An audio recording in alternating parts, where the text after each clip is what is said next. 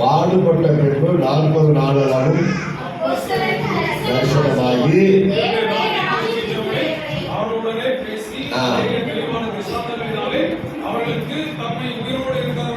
காண்பித்தார். 40 நாள். நீங்கள்லாம் விசுவாசிகள், பேசிக் ஃபண்டமெண்டல் தேவையில்லை, கொஞ்சம் டீப்பா போகலாம். நம்ம எல்லாருக்குமே தெரியும், ஏற்கனவே மனுக்குலத்தின் பாவத்திற்காக இயேசு கிறிஸ்து சிலுவையில் அறையப்பட்டு ரத்தத்தை தியாக பலியாக கொடுத்து தன் ஜீவனையே கொடுத்தார். சிலுவை இன்றி கிறிஸ்தவமே கிடையாது. இயேசு பிறந்த பொழுது கொடுக்கப்பட்ட நற்செய்தி என்ன? லூக்கா 2:10-12 படிக்கிறோம். எல்லா ஜனத்துக்கும் மிகுந்த சந்தோஷத்தை கொடுக்கிற நற்செய்தி. இயேசு பிறந்த பொழுது மகிழ்ச்சி உண்டானது, மிகுந்த சந்தோஷத்தை கொடுக்கிற நற்செய்தி. Joy to the world. Christmas இருந்தாலும் அதான் அர்த்தம், ஜாய் டு த வேர்ல்டு. உலகத்திற்கு சந்தோஷம். இயேசு எப்ப பிறந்தாலும் உலகத்துல ஒரு சந்தோஷம், மகிழ்ச்சி, தெய்வீக மகிழ்ச்சி. அதான் முதல் நற்செய்தி. இரண்டாவது நற்செய்தி கலாத்தியர் 3:13 படிக்கிறோம். மரத்திலே தூக்கப்பட்ட எவனும் சபிக்கப்பட்டவன் என்று எழுதியிருக்கிறபடி கிறிஸ்து தாமே நியாயப்பிரமாணத்தின் சாபத்திற்கு நம்ம நீங்களாக்கிக் கொள்ள சிலுவையிலே அறையப்பட்டார். ஆமா,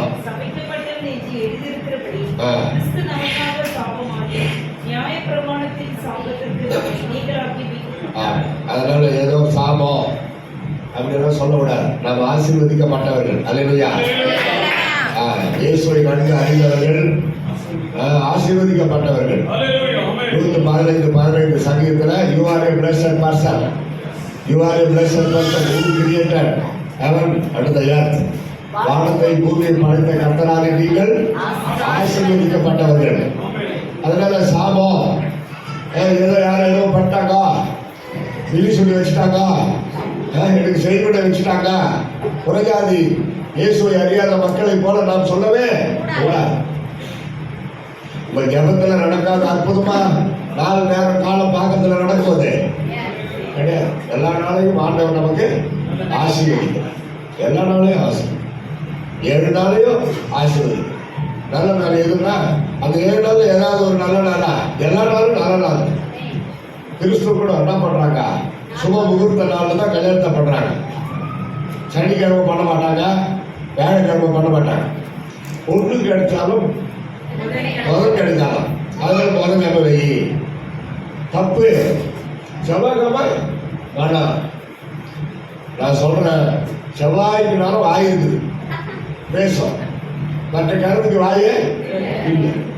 சிலர் பாருங்க, சனிக்கிழமை அது பேரே சனி. ஆனா பழமொழி சொல்றது சனி நீர் ஆடு. சனிக்கிழமை நல்லா தலைக்குடி, எண்ணெய் தேய்ச்சி தலைக்குடின்றான். வேணாடி லீவு நாள். அப்படி சமயத்திற்கு ஏற்ப நம்முடைய வசதிக்கு ஏற்பதானே தவிர சென்டிமெண்டெல்லாம் பார்க்கவே. கிறிஸ்துவா நீங்க சொல்லுங்க மற்றவங்களுக்கு நல்லா. நீங்கள் கேட்கிறவர்களுக்கு மட்டுமல்ல, மற்றவர்களுக்கு போய் சொல்லி கூட நம்பிக்கை எடுக்கணும். மறுபடி விழுதலின் பலன் சாப்பாட்டில் விழுந்தா மரணம், அதான் பலன். இதுக்கு மேல வேற என்ன?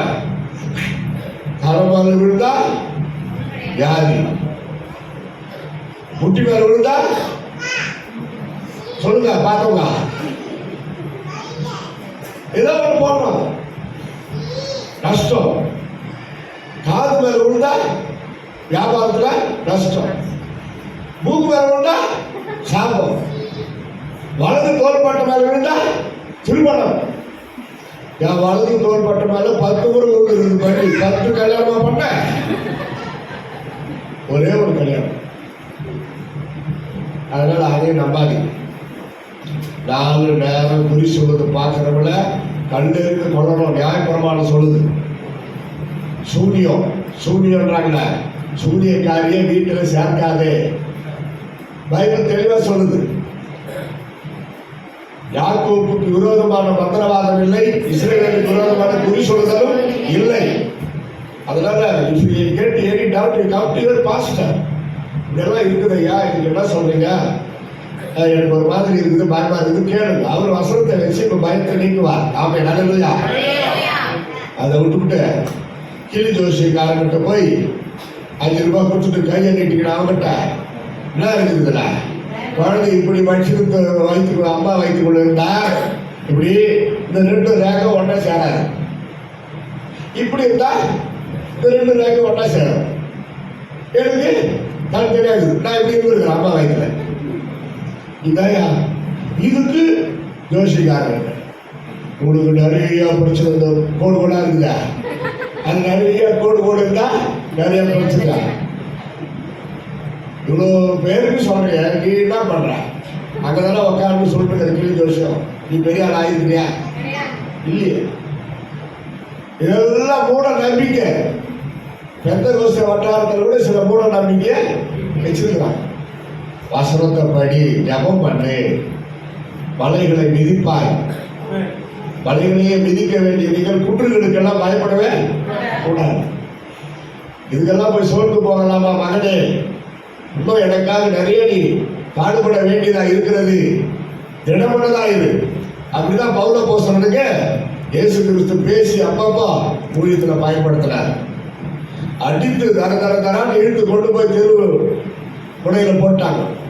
அவருடைய சீசர்கள்லாம் சுத்தி நின்று ஜபம் பண்றாங்க. மறுபடியும் உயிரோட விட்டாரு. தூசியை தட்டிட்டு வாங்க அடுத்த ஊர்ல போய் சுவிசேஷத்தை அறிவிக்கலாம், கையை தட்டு. அப்படியெல்லாம் போயிருக்கிறான். ஆனா பாருங்க, ஒரு சின்ன பிரச்சனை வரட்டும் தெருவில் போய் பிரச்சனை பண்ண வேணாம், அதை விட்டுருக்கா. சர்ச்சுக்கு வர்றதில்லை.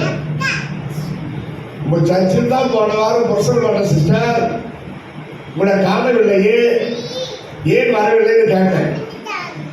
குழந்தைய பார்த்துட்டு போங்க, குழந்தை அழுது. அவங்க சொல்ற பதில், அவங்க சர்ச்சுக்கு ஏன் வரலையா? குழந்தை அழுது. குழந்தை அழாது இருக்கும். உலகத்துல குழந்தை அழுதுனா அது குழந்தை அழுதுறதுல பிரச்சனை. அப்படின்னா உலகத்துல அற்புதமான பாடலை பெற்று போட்டேன். குழந்தை அழுதுன்னு சர்ச்சுக்கு அப்படி கூட குழந்தை பெற்று எடுத்து கொஞ்ச நாள் கொடுப்பாங்க, அரசாங்கமே லீவ் கொடுக்குது. அப்படி சர்ச்சுக்கு லீவு வாங்கிக்கும். குழந்தை செட்டில்மெண்ட் ஆக வரைக்கும், நல்லா செட்டில் ஆக வரைக்கும், குழந்தை பிறந்த பிறகு சில நாட்கள் சர்ச்சுக்கு வராமல் இருக்கலாம். அதுக்குன்னு ஒரு அவங்களுக்கு ஸ்ட்ரென்த் கிடைக்கிற வரைக்கும் அது அவங்களுக்கு தெரியும். அதுதான் தெலுங்குல ஒரு பழமொழி, ஏடி சாக்குன்னா வெட்ட சாக்கு. வெட்ட குழந்தை. இந்த கொரோனா வந்தால வந்துச்சு, சர்ச்சுக்கு வரதே இல்லை நிறைய பேர். இன்னும் கூட கொரோனா இருக்குதுன்னு நினைச்சிருக்கிறாங்க. இப்ப கூட கொரோனா இருக்குதான். இந்த கொரோனாவுக்கு பிறகு வர இருமல், தும்பல், சளி எல்லாம் கொரோனா தான், அந்த லிஸ்ட்ல சேர்த்துட்டாங்க. சிஎம்சில ஒரு முறை கொரோனா என்ன ஒடியாட்ட புடிச்சு போட்டுருப்பாங்க. கொரோனா லிஸ்ட் எங்கேயோ போயிட்டு இருப்பேன். அது 60 வயசுக்கு மேல இருந்தா மெக்சிகோ போட்டுறேன். வாழ்ந்துட்டால 60 வருஷம் அவங்க சொல்லலாம், நான் ஒத்துக்கூடா 60 வருஷம் வாழ்ந்துட்டேன், என்னை கொண்டு பரவாயில்ல, நான் சொல்லுங்கடா. இனிமேதான் எனக்கு வாழறதுக்கு ஆசை ஆகுது.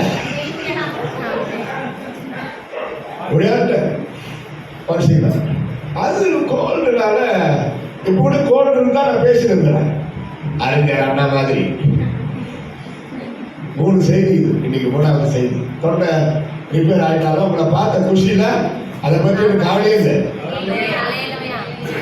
தொண்டையே வரலன்னு வச்சுட்டா சைட்லயாவது நான் பேசி போயிருக்கேன். நீங்க என்ன புரிஞ்சுக்கிறீங்களா புரிஞ்சுக்கணும். என்ன சொல்றேன்? Okay, come to the next point. Acts chapter 1, verses 10 and 11. அப்போஸ்தலர் 1:10-11.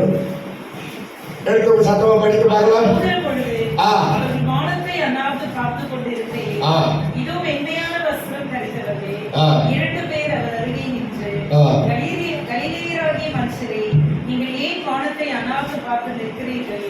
உங்களிடத்தில் நின்று வானத்திற்கு எடுத்துக்கொள்ளப்பட்ட இந்த இயேசுவானவர் எப்படி உங்கள் கண்களுக்கு முன்பாக வானத்திற்கு எழுந்தருளி போனாரோ அப்படியே மறுபடியும் வருவார் என்றார்கள். அதில் சொல்லுவா, நாங்க ரொம்ப அதிகமா இயேசு வருகை, பரலோக ராஜ்யம், ஏறி நரகம், ஆண்டோடைய நியாயத்தீர்ப்பு, ஃபேமிலி கவுன்சிலிங், குடும்ப ஆசீர்வாதம், இப்படியெல்லாம் ஸ்பெஷலாக பேசுவோம். ஒரு சைடு நற்செய்தி கூட்டம் அதெல்லாம் கூட செய்கிறோம். சபைகளுக்கு பக்தி விருத்தி உண்டாக்குகிற செய்திகளில் இதுவும் ஒன்று. இது நாம் எல்லாரும் கர்த்தருடைய பிள்ளைகள் இன்னும் இயேசு வருகைக்கு ஆயத்தமாகிற அனுபவங்கள். நமக்கு உபதேசம் தேவை. புறஜாதியாருக்கு நற்செய்தி தேவை, புறஜாதியாருக்கு அற்புதங்கள் தேவை, விசுவாசிகளுக்கு உபதேசங்கள் தேவை, பரிசுத்தம் தேவை. அதுக்குதான் அந்த பரிசுத்த வேதாகமும் நான் படிக்கணும். உலகத்திலேயே இதுதான் ரொம்ப அதிகமாக மக்கள் வாங்கி, கிறிஸ்தவர்கள் மட்டுமல்ல, மகாத்மா காந்தி கூட பரிசுத்த வேதாகமத்தை, அதுலேயும் மலை பிரசங்கம், இயேசு கிறிஸ்துவின் மவுண்டன் பிரீச்சிங் சொல்லுவாங்க. Mountain preaching of Jesus Christ. அதை டெய்லி படிப்பாங்க. அந்த 3 அதிகாரம், மத்தேயு 5, 6, 7. 5ஆம் அதிகாரம் முதல் வசனம், மலையின் மேல் ஏறினார். 8ஆம் அதிகாரம் முதல் வசனம், மலையிலிருந்து கீழே இறங்கினார். அப்ப அந்த 3 அதிகாரம் மலை சொற்பொழிவு. அதை படிச்சுக்கிட்டா தேசத்துக்காக அவர் சுதந்திரம் வாங்கினாரு அப்படின்னு அவர் சரித்திரம் சொல்லுது. வசனம் தான் நம்மளுக்கு ஆதாரம். அதே சொல்லுங்க. இந்த தீர்க்க தரிசன வசனத்தை வாசிக்கிறவன், கேட்கிறவன், கை கொள்ளுகிறவன் பாக்கியவான். டெய்லி பைபிள் படிக்கிறீங்களா? நீங்க பாக்கியவான். டெய்லியோ வாரத்துக்கு ஒரு முறையோ ஆராதனையில, சண்டே சர்வீஸ்லயோ அல்லது பக்தர்கள் டிவியில தோன்றி பேசுறாங்க, பக்தி கேட்குறீங்களா? பாக்கியவான். எல்லாருக்கும் செல்போன் இருக்குது, சந்தோஷம். அதை நம்ம எப்படி பயன்படுத்தணும்? பாக்கியவான்களாய் பயன்படுத்துறோமா, சாதத்துக்காக பயன்படுத்துறோமா? யோசிக்கணும். அப்பா அம்மா பாவம், பாப்பா ஆசைப்பட்டுச்சு, செல்போன் வாங்கி கொடுக்கலான்னு கொடுப்பாங்க. நம்ம அதை எதுக்கு பயன்படுத்துகிறோம்? யோசிக்கணும். வசனம் போடு, வாட்ஸ்அப்பில் 10 பேருக்கு அனுப்பு, இல்லை எப்படி இது மாதிரி வச்சு சாட்சி சொல்லி உங்கள் சாட்சி தெரிஞ்சவங்களுக்கெல்லாம் அனுப்பி கொடுங்க.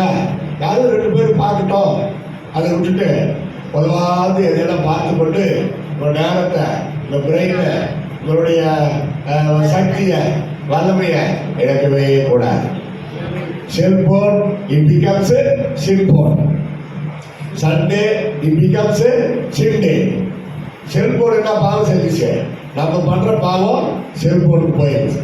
அதுக்கு வாங்கிட்டான்னா பேசுவாங்க, அட லூசு, எவ்வளோ கஷ்டப்பட்டு வாங்கி கொடுத்தாங்க, நீ நல்லதை பாரு, ஏசப்பா பாட்டு பாரு, கர்த்தரையே நீ பாரு, அது பாரு, பிரசங்கம் கேளு, பாரு, பாட்டு இதெல்லாம் பாரு, நல்லா நீயே தவறான காரியத்தில் பயன்படுத்துற, உன்னால எதுக்கு கெட்ட பேரு அப்படின்னு அது பேசும். பாவம் அதுக்கு பேச தெரியாது. நம்ம பண்ற பாவம் அதுக்கு பழி சுமக்குது. நம்ம கர்த்தருடைய பிள்ளைகள் என்பது உண்மையானால் நம்ம மெட்டீரியல்ஸோட பரிசுத்தமாக வச்சுக்கலாம். அது உயிரற்ற ஒரு பொருள், ஒரு கவர்ச்சியான பொருள் நம்ம கிட்ட தான் இருக்குது. You see, this is Holy Bible. Do you believe? This is Holy Bible, but this is not Holy cell phone. However, we are using that character coming to cell phone. இது பரிசுத்தமான செல்போன் இல்லை, ஆனால் நம்மள பயன்படுத்துறப்ப அது பரிசுத்தமாயிடும். அது சொல்ல இல்லையா? அதுபோல ஒன்றுக்கும் உலகம் ஃபுல்லா இப்ப செல்போனுக்கு அடிமையாயிடுச்சு. எல்லாத்தையும் விழுகிடுச்சு. செல்போன் எல்லாத்தையும் விழுகிடுச்சு. பேப்பர், பேனா, ரேடியோ, டிவி, எல்லாம் கால்குலேட்டர் எல்லாம் போயிடுச்சு. எல்லாம் அதுக்குள்ள வந்துருச்சு. டிவி இனி ஒரு பாக்கெட் அப்படி ஆயிடுச்சு. இது எதுக்கு வந்துச்சு? 2 தீர்க்கதரிசிகளை அந்திகிறிஸ்து ஆட்சியில் வெட்டி போட்டுருவான். அந்திகிறிஸ்து ஏற்கனவே நியாய பிரமாணத்தின்படி மண்ணுக்குள், அதாவது மறித்து மண்ணுக்கு புதைக்கப்படாத பக்தர்கள் 2 பேர் அப்படியே போயிட்டாங்க. ஒருத்தர் ஏதோக்கு, இன்னொருத்தர் எலியா. அவங்க மீண்டும் திரும்பி வரணும். ஏன்னா அப்போ அது போனது நியாயப்பிரமாணத்தின் காலம். ஆனால் மறுபடியும் அவங்க வரணும். இயேசுவாக அப்போ எடுத்துக்கொள்ளப்படுறாங்களே, அதுதான் ஒழுங்கு. ஆனால் இயேசு வர்றதுக்கு முன்னாடி 2 பேர் போயிட்டாங்க. அந்த ஆண்டவர் மேலே இருக்கிற அன்புல அவங்க கூப்பிட்டுருந்தாங்க. அந்த அந்திகிறிஸ்து ஆட்சி காலகட்டத்தில் அந்த 7 பேர் மறுபடியும் வராங்க பாருங்க. அவர்கள் 2 பேரையும் இந்த அந்திகிறிஸ்து பட்டயத்தால வெட்டி போடுறாங்க. 3 நாள் ராத்திரி பகலா அந்த பணம் கிடக்கு எருசலேம்ல. இயேசு சிலுவை சுமந்து கொண்டு போன அந்த வீதியில கேட்பார் என்று தலை ஒரு பக்கம் உடம்பு ஒரு பக்கம். இந்த காட்சியை அந்தி கிறிஸ்து உலகம் ஃபுல்லா பார்க்கும்படி கட்டளையிடுவார். அதுக்காக வந்ததுதான் டிவி, எல்இடி, செல்போன் எல்லாம். பஸ்ஸில் போறவங்க கூட அதை பார்த்து ஆகணும். யாரும் 2 பேரையும் வெட்டி போட்டான நம்ம ஆளு சர்வாதிகாரி, அதான் ஆன்டி கிரைஸ்ட். பார்த்து ஆகணும். பூமியில் உள்ள அத்தனை பேர் அதை பார்த்து அவர்கள் அப்படி மறித்தது நிமித்தம் பரிசுகளை பரிமாறிக்கொள்வார்கள், சந்தோஷப்படுவார்கள். பரிதாபமே கிடையாது. இப்படி பார்த்து கொண்டிருக்கையில் தேவ ஆவி அவர்களுக்குள்ளே இறங்கி அந்தந்த தலை அந்தந்த ஓட கழுத்தில் வந்து ஒட்டிக்கும். மறுபடியும் உயிர் பெற்று எழுப்பி நின்று இங்கே வா என்ற சத்தத்தை அவர் காதில் கேட்டு அப்படியே பரவாயில்லை. உலகம் ஃபுல்லா பிசாசினால் காட்டப்பட போகிற கடைசி காட்சி டெலிவிஷன்லயோ செல்போன்லயோ எல்லா ஊடகங்களிலும் மக்கள் பார்க்க போகிற பிசாசினால் ஒளிபரப்பப்படுகிற கடைசி காட்சி இதுதான். அதுக்கப்புறம் நான் நடந்து தெரியுமா, இயேசு கிறிஸ்துவே தம்முடைய பக்தர்களோடு இதே பூமிக்கு வருவார். பிசாசு வலு சர்ப்பம் கள்ளத்தீர்க்கதரிசி வாத ஒட்டை கட்டி 3 பேரையும் பாதாளத்தில் போட்டு சீல் போட்டு மூடிடுவார். இதை சரி பண்ணி ஒரு தேவதூதன், ஒரே தேவதூதன் இவ்வளோ பெரிய வேலையை செய்கிறார். அவ்வளோ பிசாசின் ஆதிக்கத்தை பாதாளத்தில் போட பார்த்து ஒரே ஒரு நம்ம ஒரே பிசாசுக்கு இப்படி வந்தான் அப்படி வந்தான் கண்டு பிசாசு வந்து அடிக்கிட்டா உயிர் மூச்சு விடவே முடியல. அப்படி பயப்படும். பிசாசுக்கு எதிர்த்து நில்லுங்கள் என்றுதான் பவுல் எழுதுகிறார். பிசாசுக்கு பயப்படுங்கள் என்று அவன் எழுதவே இல்லை.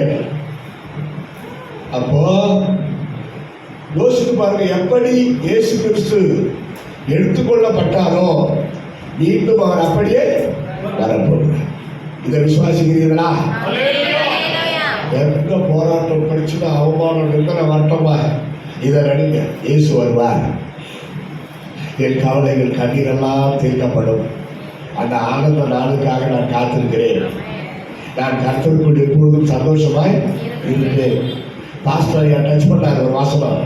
அத்தி மரம் துளி விடாமல் போனாலும் இஸ்ரவேல் தேசத்துல மக்கள் பிழைப்பதற்கு ஒரு அந்த வீட்டு தோட்டத்தில் நல்லா கவனிங்க, ஒரு அத்தி மரம் தான் போதும். அந்த வீட்டு தோட்டத்துல ஒரு அத்தி மரம் தான் போதும். அந்த வீடே பழைக்கும். அவ்வளோ அது பணம். அத்தி பழம் நம்ம ஊர் மாதிரி போட்டு தப்புனா கிடையாது.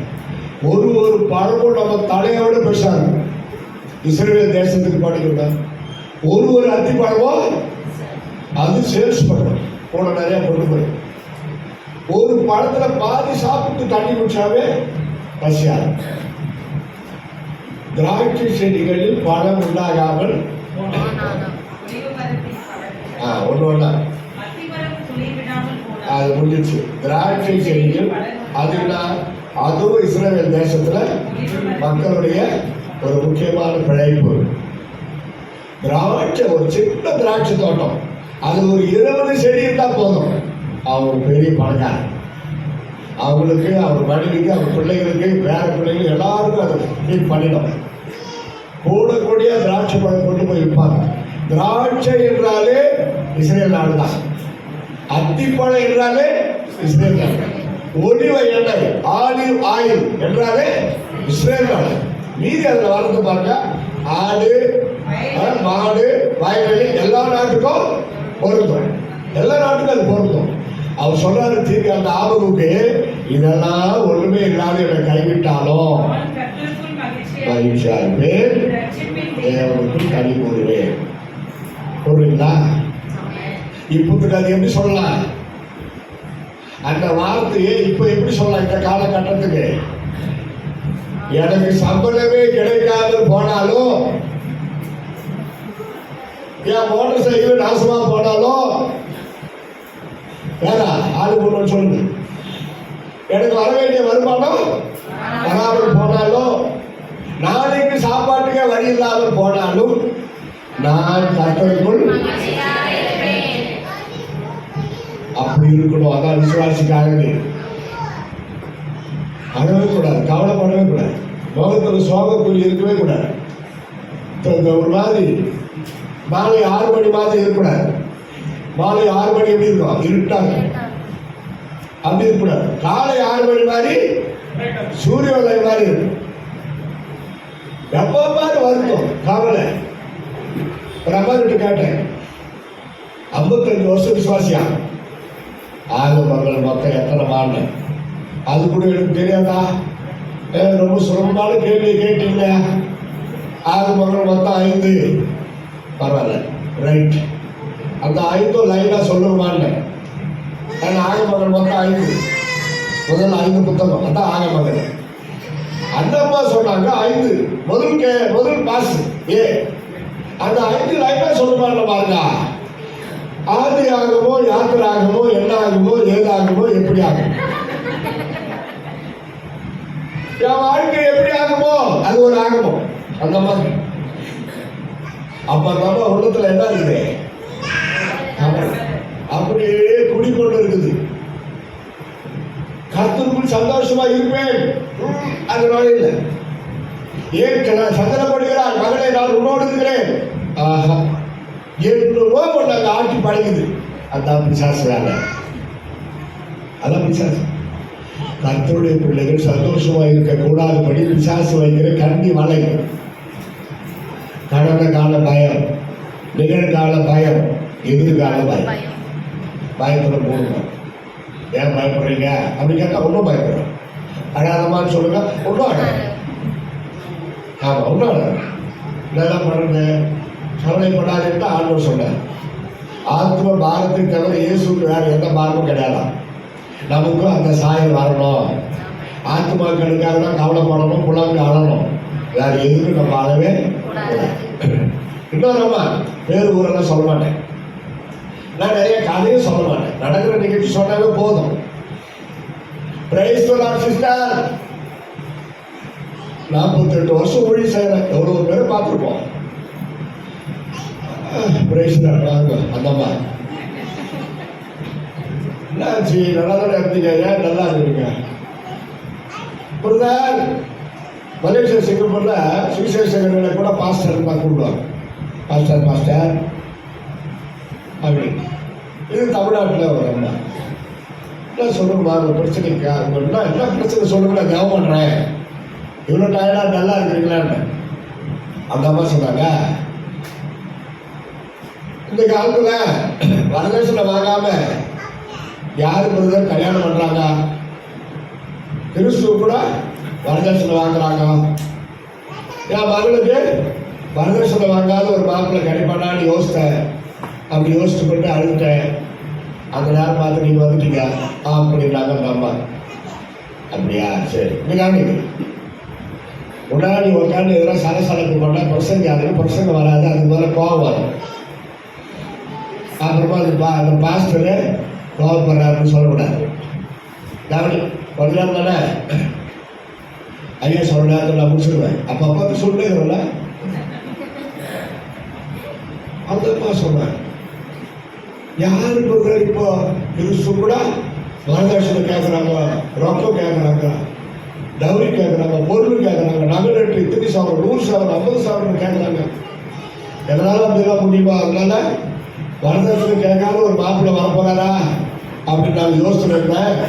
அந்த நேரத்தில் நீங்களும் வந்துட்டீங்கன்னு நான் சொன்னேன். சரி, நான் ஊழியக்காரன் வந்துட்டேன்ல, கல்யாணம் ஆக போகிறேன், கல்யாணத்துக்கு காத்திருக்கிற ஒரு மகனை கூப்பிடுங்க, நான் ஒரு ஜெபம் பண்ணிட்டு போகிறேன், கர்த்தர் கண்டிப்பாக ஆசீர்வதிப்பார், வரதட்சணை வாங்காத ஒரு மாப்பிள்ளையை கொண்டு வருவார் அப்படின்னு சொன்னேன். உங்கள் மகளை கூப்பிடுங்க. மகா தொட்டில் தூயின்னு இருக்கிறா, மகா தொட்டியில் தூயினுங்கிறான், மகா தொட்டியில் தூயினுங்கிறான். என்ன சிஸ்டர்? ஆமாம் பிரதர், மகா பிறந்த 3 மாதம் ஆகுது, தொட்டில் தூயினுங்கிறா. கல்யாணத்தை பற்றி சொல்லிடு, அந்த மகளை கூப்பிடுங்க. இந்த மகன் கல்யாணத்தை நினைச்சுதான் கோவம் வருமா? விசுவாசி. விசுவாசி எத்தனை வருஷம் விசுவாசி? 28 வருஷம் விசுவாசி. ஆமா, நான் என்னோட பயந்துட்டேன். 3 மாசம் குழந்தைக்கு என்ன வேணும் அதை பாருமா. அது எப்போ வளர்ந்து படிச்சு ஆளாகி அது எப்போ கல்யாணம் ஆகும்போது அது ஆண்டவர் அப்புறம் பார்த்துக்கிறாரு. இப்போ எதுக்கு அது கல்யாணத்தை நினைச்சு இப்போ வந்து அழுது கடிக்கிறீங்களா அப்படின்னு சொன்னேன். பாதி தான் செட்டில் ஆச்சு. இந்த சவுத்து பக்கம் போகலாம், இந்த கன்னியாகுமரி பக்கம் பெண் குழந்தை பிறந்தாவே தனி அக்கௌண்ட் ஆரம்பிச்சிடும்.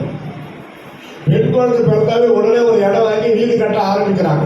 ஏன்னா வர்ற மாப்பிள்ள ரொக்கம் கேட்கறான், டவுரி கேட்கறான். அப்படி பண்ணிட்டாங்க நம்ம கிறிஸ்தவ சமுதாயம். இல்லை, ஈசாக்கு ஜபம் பண்ணி கொண்டிருந்தார், மணமகள் தானாக வந்து சேர்ந்தார். அல்லையா? அடைய தேவையில்லை, மணமகள் தானா வரும். ஆதாமுக்கு அயர்ந்த நித்திரை கொடுத்தார். கண்ணை திறந்து பார்த்தா நம்ம ஆதி பெற்றோர், நம்முடைய பெரிய அப்பா, நம்ம எல்லாருக்கும் மாஸ்டர் காப்பி அப்பா யாரு? ஆதாம். பதவி நிற்குது, அவங்க பேர் வைக்கிறார். மனைவி ஆண்டவர் கூட பேர் உண்டாக்கிட்டு போயிட்டு அதாவே என்ன ஆண்டவர் நல்லா தூங்கு, உனக்கு ஒரு மனைவி வரப்போகுது. அது வந்து முதலீடு உருப்படியாக தூங்க போறியோ தூங்க மாட்டேன்னு தெரியாது. இப்போ நிம்மதியா தூங்கினாலும் தூங்க வச்சிட்டார். அயர்ந்த நித்திரை படிச்சு பாருங்க, அயர்ந்த நித்திரை. அந்த விழா எலும்பை உடைத்து அந்த எலும்புல தான் ஏழாலை உண்டாக்கணும். அதில் தான் இருவரும் ஒரே சரீரம், கணவன் மனைவி இருவரும் ஒரே சரீரம். அந்த அன்பை ஆதியிலேயே உண்டாக்கி அதில் வந்து பிரிவே இருக்கக்கூடாது. உண்மையான நல்ல ஒரு கிறிஸ்தவ குடும்பம் கணவன் மனைவிக்குள்ள ஒரு வேற்றுமை கருத்துக்கள் வந்தாலும் அதில் ஒரு ஒற்றுமையை தான் நாம் காணணும். நம்ம நினைக்கிற மாதிரியெல்லாம் நம்ம மனைவி இருக்கும்னு நினைக்க முடியாது. உனக்கு ஏற்ற துணையை தருவேன்னு தான் சொன்னார். உன்னை விட ரொம்ப நல்ல மனைவியை தருவேன்னு சொல்லலையே. ஆண்கள் காணிக்கிறீங்களா? உனக்கு ஏற்ற ஒரு நல்ல அங்க நல்ல இல்லை, உனக்கு ஏற்ற துணை தரும். நீ வருகிறியா? அதுவும் வருங்க. நீ திட்டுறியா? அதுவும் திட்டும். நான் தான் திட்ட வேண்டிய கூடு முடியாது. அதுல உங்க ஒரு சட்டம் எனக்கு ஒரு சட்டம் அப்படின்னு அதுவும் கேட்கும். ஆனா ஒரே சரீரம். இப்ப என்ன பண்ண போறீங்க சொல்லுங்க. இப்போ ஒரு நியூஸ் சொல்லிச்சு, எனக்கு என் கணவரை விட விஜய் சார் தான் ரொம்ப பிடிக்கும். அது நியூஸ் தானே. அந்த புருஷன்கிட்ட கேட்டாங்க, என்ன ஏன் அவங்க மனைவி இப்படி சொல்லுது, நீங்க என்ன சொல்றீங்க? எனக்கு என் மனைவியை விட தீர்ஷா பிடிக்கும். அங்கே சொல்லலாம், நீ செய்தபடிய உனக்கும் செய்ய. இப்படியாப்பட்ட குடும்பம் தேவையா? யோசித்து பாருங்க. பெஸ்ட் ஃப்ரெண்டு திருமணமான சகோதரிகளை கேட்டா, my husband is my best friend சொல்லுவீங்களா? பக்கமாங்களா? சொல்லணும். வேலூர் ஆர்கேபேட்டை ரூட்ல ஒரு குடும்பம், வேறு ஊர் சொல்ல மாட்டேன், குடும்ப ஜபம் முடிச்சுட்டு சாப்பிட்டு முடிச்சுட்டு சிஸ்டர் ஹஸ்பண்டை கூப்பிடுங்க, ஒரு ஜபம் மட்டும் போறேன். பக்கத்து ரூம் தான் இருக்கிறாரு. உங்க கணவரை கூப்பிடுங்க, அவன் ஜபம் மட்டும் போறான்னு. அது வராது. எது எருமாடா ஆடா மாடா பண்ணியா அக்ரிமெண்ட், அது வராது. என்ன சொல்றீங்க? ஏன் நாம பேசுறது இல்லை, அது ஒரு பெருமை. நாங்க பேசுறது இல்லையா? எவ்வளோ நேரம்? நான் நேரம் கணக்கு தான் சொல்லுவேன்.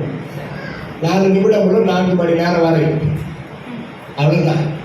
எவ்வளோ நேரம்னு கேட்டேன். அந்த அம்மா சொல்லு 4 வருஷம். எல்லாம் சொல்லுங்க, ஐயோ சொல்லுங்க. 4 வருஷம் ஒரு மனைவி தன் கணவன் கிட்ட பேசலன்னு பெருமையா சொல்லுது. மானம் ஈனம் இல்லாம 4 வருஷம் அந்த 4 செவத்துக்குள்ள எப்படி கணவன் மனைவியா வாழறாங்க பேசாம, அதான் புரியல. ஆச்சரியமா இருக்கு. பெற்றோர் பிள்ளைகளிடம் பேசுவதில்லை, பிள்ளைகள் பெற்றோரிடம் பேசுவதில்லை, மாமியார் மருமகளிடம் பேசுவதில்லை. அதெல்லாம் விடுங்க. கணவன் மனைவியிடம் இதுதான் இடிக்குது. ஒரே சரீரம் எப்படி பேசாது இருக்கோம்? பேசணும்.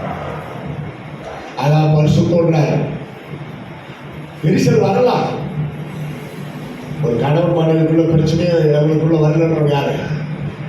ஒருத்தர் சொன்னார் பெங்களூர்ல, பிரதர் 25 வருஷம் ஆகுது, எனக்கு என் மனைவிக்கு ஒரு பிரச்சனை கூட இது வரைக்கும் வந்ததில்லைன்னாரு. எப்பா நீ மனுஷனே கிடையாது. நான் அப்படிதான் சொன்னேன், நீ மனுஷனே கிடையாது, தெய்வம் இல்லைன்னா கம்ப்யூட்டர். ஆனா அவர் சொன்ன வார்த்தை நான் ஏற்றுக்க முடியல. ஏதாவது ஒரு சின்ன விரிசல், ஒரு கோபம், ஒரு சிறுவிஷம் இதெல்லாம் வரும். ஆனா அதற்கு பிறகு அன்பு புதுப்பிக்கப்படுகிறது. அது சொன்னா அன்பு புதுப்பிக்கப்படும். என் ஊர் பக்கத்தில் வந்து அவன் மனைவிய இரும்பு பைப்பில் அடிச்சுட்டான், ரத்தம் கொட்டுது, தெருவில் அடிச்சுட்டான். தப்புன்னு ரூம்ல கொண்டு போயிட்டு அவன் வீட்டுக்குள்ள கதவு உள்ள லாக் பண்ணிட்டான். எல்லாரும் வெளியே நிற்கிறாங்க. அவன் வெளியே வரட்ட போடலாம் மண்டலம் காத்துக்கிறான். கட்டுறாங்க கதவு, வாடா வெளியே.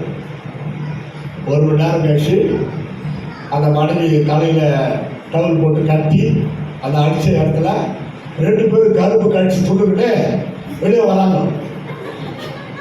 ஜனங்க எல்லாரும் அவரை அடிக்க போறாங்க பாரு. இந்த அம்மா என் புருஷனை அடிப்பாரு, திட்டுவாரு. யாராவது அவர் மேல கை வச்சுக்க அவ்வளவுதான். ஸ்டேஷன்ல போய் ரிப்போர்ட் கொடுத்துருந்துச்சு. உண்மையாவே அந்த அம்மாவை நான் பாராட்டுறேன். அடிக்கிறதுக்கு முன்னாடியே அடிச்சுட்டா, ஐயோயோ ஐயோயோ அப்படின்னு சிலது லூசுங்க இருக்கு. சிலர் வருவாங்க, அடிச்சார் அடிச்சார் எங்க வீட்டுக்காரங்கன்னா அடிச்சு அவர் 1 மணி நேரம் கழிச்சு வருவார். அப்பாங்க வா, எதுக்கு அடிச்சேன், எதனால இப்படி பாவம் பார்க்க பாரு. அவன் சொன்ன காரணத்தை கேட்டா இன்னும் 10 அடி ஆடுறான்னு சொல்லலாமா இருக்குது. யோசிச்சு பாருங்க. தீயில சுட்ட போட்டு உள்ளாரு, ஆறாதே வாயிலாம் சுட்ட அடிச்சிட்டாரு. அது ஆகிட்டோம். ஆனா பேசுற வார்த்தை, அந்த சாபம், கேவலமான வார்த்தை காலமும் மறக்கவே இல்லை. Those who are going to family life, very important. கல்யாணத்துக்கு முன்னாடி பெற்றோருக்கு கீழ்ப்படியாத பிள்ளைகள் கல்யாணத்துக்கு அப்புறம் கணவன் மனைவிக்கோ, மனைவி கணவனுக்கோ கீழ்ப்படியவே மாட்டார். மனைவிக்கு கூட கணவன் கீழ்ப்படியணும்னு இருக்குது. ஒருவருக்கொருவர் போதித்து புத்தி சொல்லுங்கள், ஒருவருக்கொருவர் கீழ்ப்படியுங்கள், தெய்வ பயத்தோடைய ஒருவருக்கொருவர் கீழ்ப்படியுங்கள். 2 பேருக்குமே இருக்கணும். நீ பெருசா நான் பெருசா அந்த ஆர்குமெண்ட்டுக்கு நான் வரல. நல்ல ஆலோசனை சொல்லுகிற ஒரு மனைவி நல்ல ஆலோசனை சொல்றப்ப அதை கேட்டா அந்த குடும்பத்துக்கு ரொம்ப நல்லது. புருஷனும் நல்ல ஆலோசனை சொல்றப்ப மனைவி அதை கேட்கறது ரொம்ப நல்லது. இதைத்தான் கர்த்தர் பரிசுத்தம் என்று சொல்லுகிறார். குடும்பம் ஒரு பரிசுத்தம், கணவன் மனைவியுடைய அன்பு ஒரு பரிசுத்தம், பிள்ளைகளை பெற்று வளர்ப்பது ஒரு பரிசுத்தம். பிள்ளைகள் கவனிக்கிறீங்களா? What is the 5th commandment in God's 10 commandments? Once upon a time God gave 10 commandments to Moses to give to Israel people. மோசே மூலமா தேவனாய் கர்த்தர் 10 கட்டளை கொடுத்தார். அதில் 5ஆம் கட்டளை என்ன? Who can say? 10 கட்டளை படிச்சதே இல்லையா? உங்களை சொல்லி போட்டுறல அப்பா அம்மாவை கேட்கணும். விட்டுட்டாங்க நிறைய பேரு. நாங்கெல்லாம் சின்ன பசங்களை 10 கட்டளை ஒப்பிக்கலன்னா அன்னைக்கு காலையில் சாப்பாடு கிடையாது. சொல்லுங்க பண்ணலாம். கரெக்டாக தான் சொல்றீங்க, சத்தமா சொல்லுங்க. தானம் பண்ணுவோம். யாரு எல்லாம் கை தட்டி கத்தல சொல்லுங்க. ஆலையா honor your father and your mother. Are you give honor or put a hard stone about that? கனம் பண்றீங்களா, கனமான கள்ளத்துக்கு போறீங்களா? இங்கிலீஷ்ல கேட்டேன். தெய்வத்தை காண முடியாது, ஆனால் ஒவ்வொரு வீட்டிலே 2 பேசும் தெய்வங்களை அந்த தெய்வமே வைத்திருக்கிறார். கிரேக்க பழமொழி. அந்த பேசும் தெய்வம் 2 யாரு சொல்லுங்க. சின்ன பசங்க சொல்லவே மாட்டீங்க. அப்பா அம்மா பாவமா சொல்லுங்க. நல்லா அப்பா அம்மா மறைக்க கூடாது. அப்பா அம்மாவை பார்த்து ஆபிரகாம் தன் குமாரன் ஈசாக்கை பலியிட்ட போது ஈசாக்குக்கு 18 வயசுக்கு வரலாறு சொல்லும். நிருபர்கள் வரலாற்று அறிஞர்கள் சொல்லும். 18 வயசு பையனுக்கு விவரம் தெரியுமா தெரியாதா? நல்லா கையை கட்டுறாரு. ஒரு டவுட் கேட்டார், daddy S my dear son what you want? Here is firewood and knife, all materials to sacrifice. But where is it? மேலே ஏறி போனது இறங்கி வர ஒன்றா தாண்டா பலியிட்டு போறோன்னா அவன் கிழவா இவ்வளோ தீவிரம் அவனுக்கு அவன் ஆடி பையன் அது தாத்தா ஒரே தட்டு அவருக்கா மழை மேல இருந்து கீழே உருண்டு இருப்பார். இது மாதிரி யாருக்கு சொல்லாதுன்ட்டார் ஆண்டு. சாரால் கிட்ட சொல்லியிருந்தாரு வச்சுக்க காலையில நம்முடைய ஒரே குமாரன் சிரேஷ்ட புத்திரனை நான் பலியிட கொண்டு போகிறேன் மை டியர் டார்லிங் சாரா சொல்லியிருந்தார் வச்சுக்க. பலியா முதல்ல நீதாயா பலி. ஆபிரகாம் அங்கே பலி. நான் பாவம் பெற்ற அம்மாவுக்கு எப்படி இருப்பான்? அனுமதி கொடுத்துருக்க மாட்டாங்க. ஆண்டவர் அந்த உள்ளத்தை பார்த்தார். யாருக்கு சொல்லாதுவா? கேட்ட கேள்விக்கு அப்பா சொல்லிட்டாரு பதிலு, கர்த்தர் பார்த்து பலிக்கு தேவையான ஆட்டை கர்த்தர் பார்த்து பலி நம்பிட்டான். அப்பா பேச்ச சந்தேகப்படாம நம்புற பையன் அல்லது பொண்ணு வாழ்க்கையில பெரிய ஆளா வரும். கை கட்டலாம் சந்தேகப்படக்கூடாது. பயங்கரமான பாவம். உயிரோடு சமாதி. அங்க போன பிறகு கண்ணை கட்டுறாரு, கையை கட்டுறாரு, காலை கட்டுறாரு. ஏன்பா இதெல்லாம் கட்டுறீங்கன்னு சொல்லி அவன் கேட்கவே இல்லையே. அதுக்கு முன்னாடி ஏதோவா தேவனுக்கு பழைய ஏற்பாட்டு முறைப்படி பலியிடப்படுகிறதை பல தடவை ஈசாக்கு பார்த்திருக்க வாய்ப்பு உண்டு. ஆனாலும் அமைதியா அப்பா நமக்கு நல்லதுதான். அதனாலதான் ஆபிரகாமின் விசுவாசம் மட்டுமல்ல, ஈசாக்கு கீழ்ப்படிதல் தான் அங்கே அற்புதத்தை கொண்டு வந்தது. கைத்தட்டி கத்தரை சொல்றாங்க. அந்த சந்ததியில ஒரு தேசமே உருவாச்சு. ஆபிரகாம், ஈசாக்கு, யாக்கோபு. யாக்கோபு இஸ்ரவேலாக மாறினார். இஸ்ரவேல் என்ற பெயரிலே ஒரு நாளே உண்டானது. அந்த நாட்டிலே தான் இயேசு பெருமாள் உதித்தார். உலக ரட்சகராக வந்தார். மீண்டும் ராஜாதி ராஜாவாக வரப்போகிறார். எப்படி போனாரோ எனக்கு அந்த வார்த்தை ரொம்ப பிடிக்கும். ஏன் தெரியுமா? ஒரு சிலர் எப்படி போறாங்களோ அப்படி வரமாட்டாங்க.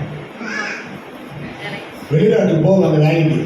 பாஸ்டர் ஒரு ஜபத்தை கேட்டு கர்த்தர் எனக்கு வேலை கொடுத்துறாரு, நான் வந்து சவுதிக்கு போறேன், ரொம்ப ஜபத்தை கேட்டுதான் ஆள் இல்லையா, நான் போன உடனே முதல் சம்பளம் கர்த்தருக்காக அனுப்பிடுவேன்.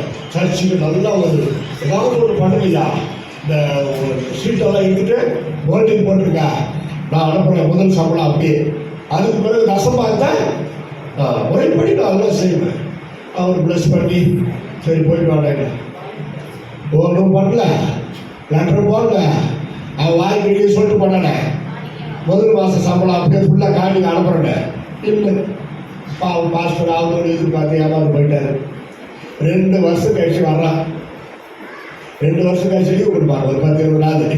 இந்த வெளிநாட்டுக்கு போகிறவங்க அப்போ வேணா வந்து சாரி பாஸ்டர் ஃபோன் பண்ண முடியல, லெட்டர் போட முடியல, காணிக்கு அனுப்ப முடியல, இப்போ நான் கொண்டு வந்துக்கிறேன், என்னை ப்ளஸ் பண்ணி ஜாப் பண்ணுங்க, கொடுக்கணுமா இல்லையா?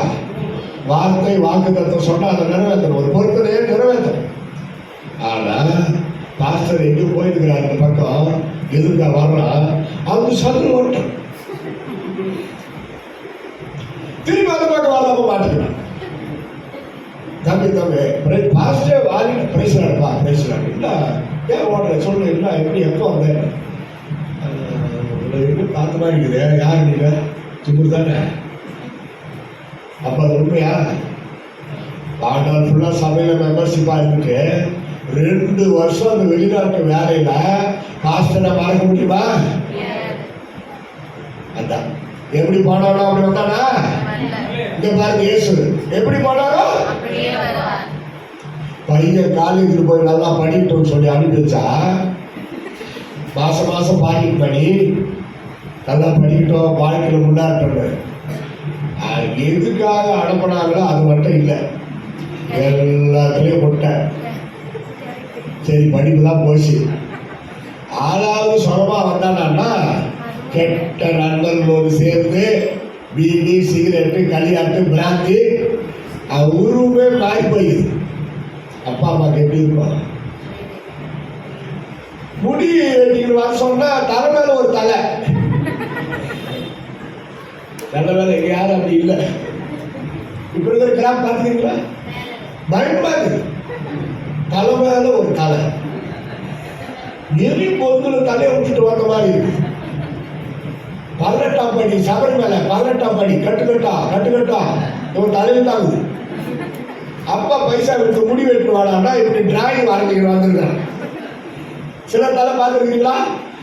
முடி வெட்டிக்கிட்டு இருக்கிறப்போ பாதியில பார்பர் ஷாப்ல விட்டு எழுந்து ஓடிட்ட மாதிரி. என்னடா முடி வெட்டு வர சொன்னா எப்படி? இது ஒரு ஸ்டைல், இது ஒரு ஃபேஷன். ஃபங்க் கட்டிங்க, அதை பார்த்துட்டு அப்பா அம்மா ஃபங்க் ஆயிட்டாங்க. முடி வெட்டா அது முடி கொஞ்சம் குறையணும், அதுக்கு தான் முடி வெட்டுறான்னு சொல்லி அனுப்புது. நீட்டா ஒழுங்கா நல்லா கிறிஸ்துவ பையன், ஒரு கிறிஸ்துவ பையனா இருக்கணும். தப்பு பரவாயில்ல, நல்லா இருக்கு, எல்லாரும் டீசெண்டா கரெக்டா சூப்பரா இருக்கு. ஒவ்வொருத்தருக்காலும் நான் பார்த்துட்டேன். சில இடத்துல பேசுவாருங்க, அப்படியே பாட்டோடு 7 வெளியே ஓடிடுவாங்க, 4-5 பேர் ஓடுவாங்க. எதுக்கா? உருப்படியா கூட்டி நல்லா வெட்டுன்னு வர்றதுக்கு. கூட்டம் முடிதான் அந்த அப்பா அம்மா சொல்லுவாங்க. நான் எப்போ சொன்னேன், அவன் கேட்கல. எப்படி போனாரோ அப்படி. என்ன அர்த்தம்? இயேசு தம்முடைய சீடர்களுக்கு ஒரு தகப்பனை போல, ஒரு தாயை போல, ஒரு இனிய நண்பரை போல வாழ்ந்து காட்டினார். மீண்டும் அவர் வரும் பொழுது அதே அன்போடு மீண்டும் தம்முடைய பிள்ளைகளை எடுத்துக்கொண்டு செல்ல வரப்போகிறார். கையை தட்டி சொல்லுங்க. வருகிறார். ஆயத்தமா? முதல் கட்டம், 2ஆம் கட்டம், 3ஆவது கடைசியா வெளிப்படுத்துகிற விசேஷத்துக்கு வாங்க. இயேசு கிறிஸ்துவே தம்முடைய வருகை பற்றி கடைசி அதிகாரத்தில் மட்டும் 3 இடத்துல. அப்போ மற்ற இடத்துல எவ்வளவு இருக்கும்? எத்தனாவது வசனம்? இருங்க, லைனா போலாம். 22:7 ஃபர்ஸ்ட்.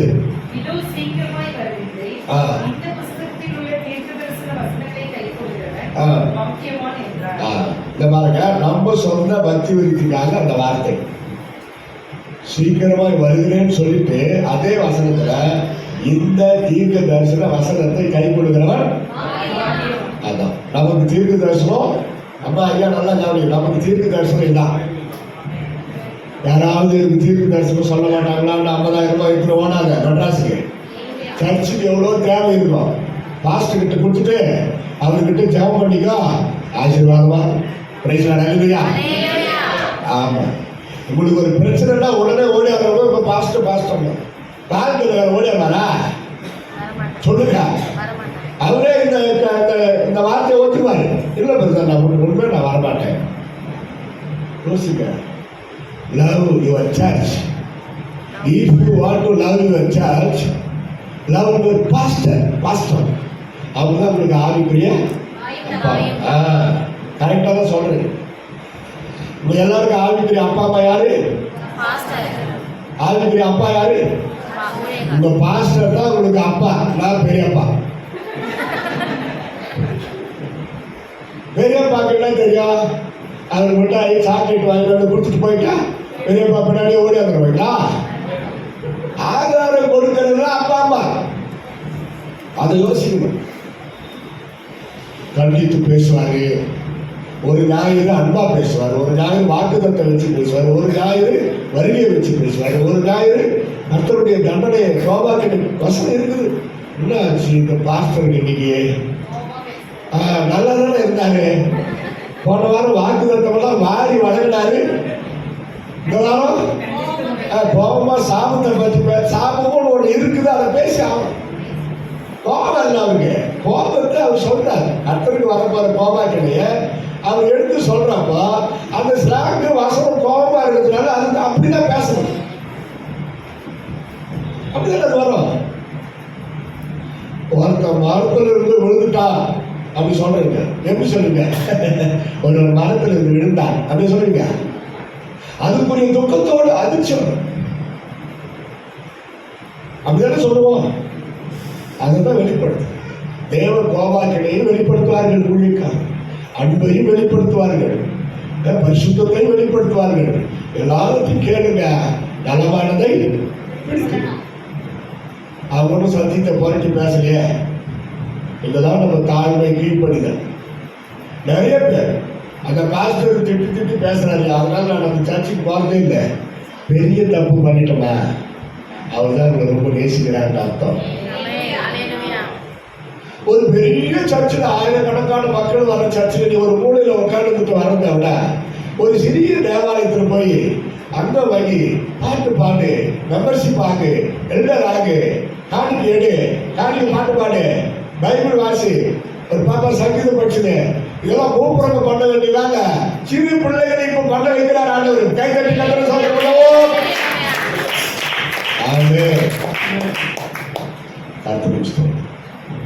ரொம்ப முன்னேற்றத்தை பார்த்து நான் சந்தோஷப்படுறேன்.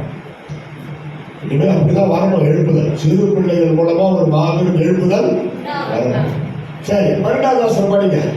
வெளிப்படும் அங்க ஒரு இதோ சீக்கிரமாய் வருகிறேன்.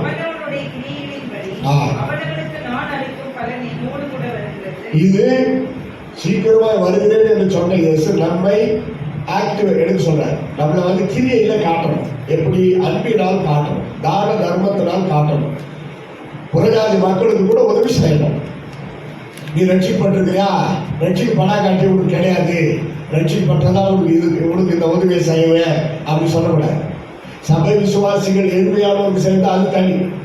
ஆனா பொது உதவி, தான தர்மங்கள், நம்ம கிட்ட இருக்கிற துணிமணிகள், ஆகாரம் அல்லது கொஞ்சம் ஏதோ பணம் யாருக்குனாலும் கொடுக்கலாம். அது கரெக்டாக பார்க்கிறார். அல்லையா? பசியா இருக்கிறவனுக்கு ஆகாரம் கொடு. நீ ரட்சிக்கப்பட்டிருக்கிறான்னு கேட்டு கொடுக்காத. பசியா இருக்கிறவனுக்கு ஆகாரம் கொடு. ரட்சிக்கப்பட்டவனுக்கு தான் பசி எடுக்குமா?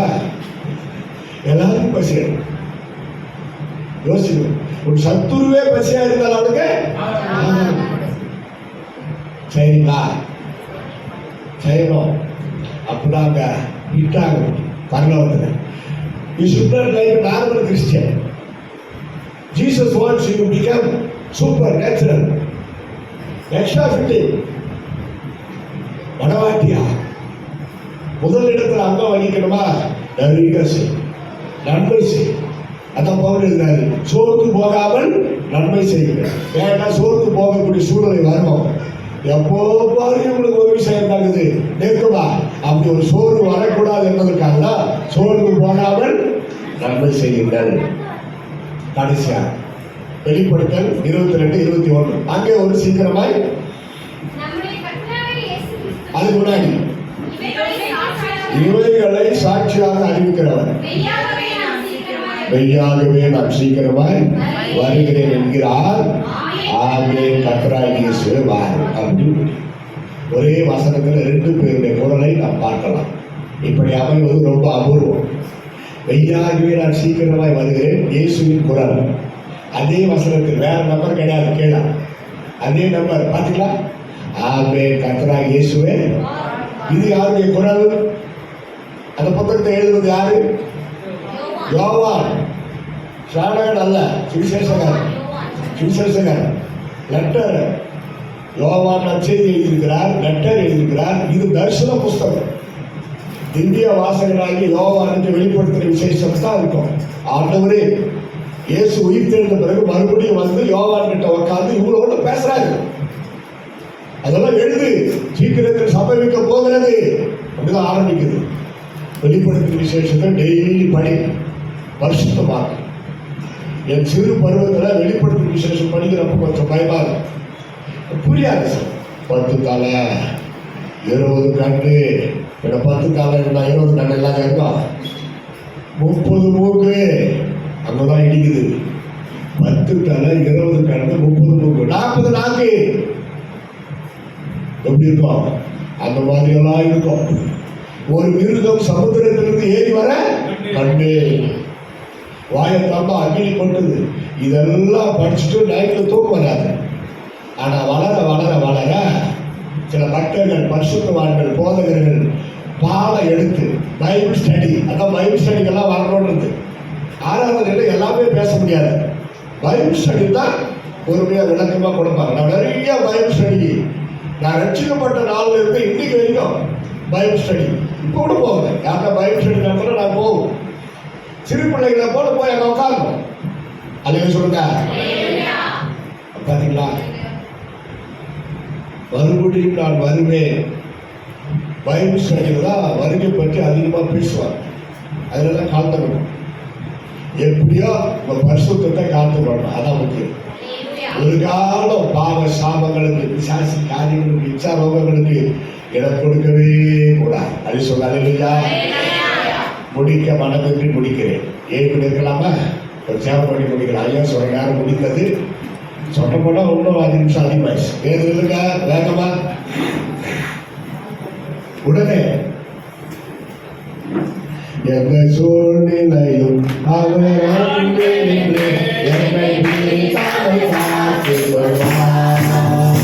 எந்த சூழ்நிலையும் அவர் அன்பே நின்று என்னை நீதாய் காத்துக் கொள்வார். எதை நம்பி அவர் தந்த பொருட்களை அவர் அருவரை காத்துக் கொள்வார்.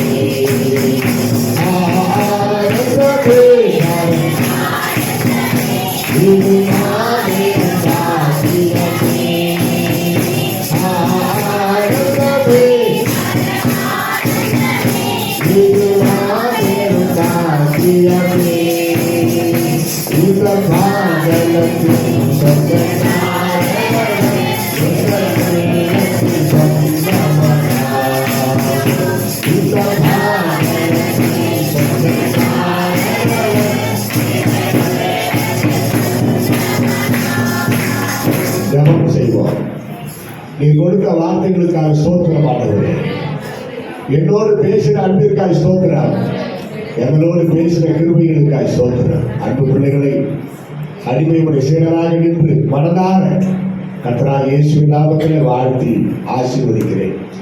ஆவிக்குரிய உபதேசத்தை கேட்ட இந்த அன்பு பிள்ளைகளுக்கு சரீர சுகத்தையும் தார், பொருளாதார ஆசீர்வாதங்களையும் தார்.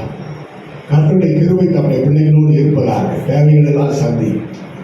கிறிஸ்தவ குடும்பமாக இந்த அன்பு பிள்ளைகள் வீடுகளில் கணவன் மனைவிக்குள்ள ஒரு பரஸ்பர அன்பை தான், பிள்ளைகளை நேர்த்தியாய் வளர்க்கிற பக்தியில வளர்க்கிற ஒரு கிருபை தான், சபைக்கு முக்கியத்துவம் கொடுக்கிற ஒரு அனுபவத்தை தான்.